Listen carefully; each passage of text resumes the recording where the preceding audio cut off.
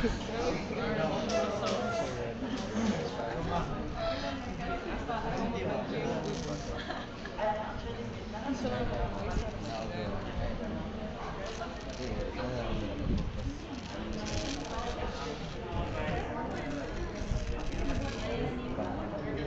na wala bali. Wala kang sa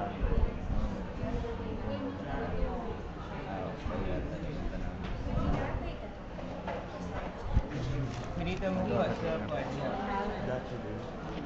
Anod. Okay, so wala. So, di ba proxima lang kasi? proxima yung anode. Kanin Siya.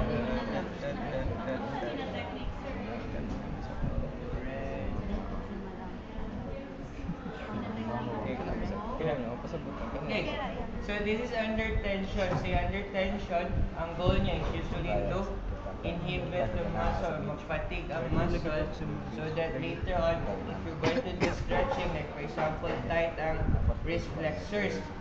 So like the same as your active inhibition and stretching technique, you have to contract first the tight muscle, and after that, let it relax, then stretch it.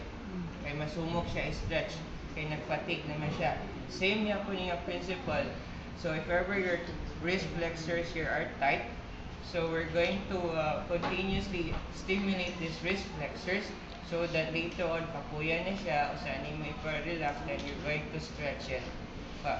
So, we want it nga mo-fatigue man yun siya, so the current test would be more continuous.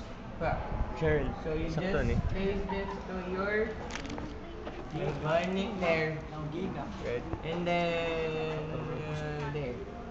So let's start. Full repetition. Gana sa Team sa 15. Nana gamay.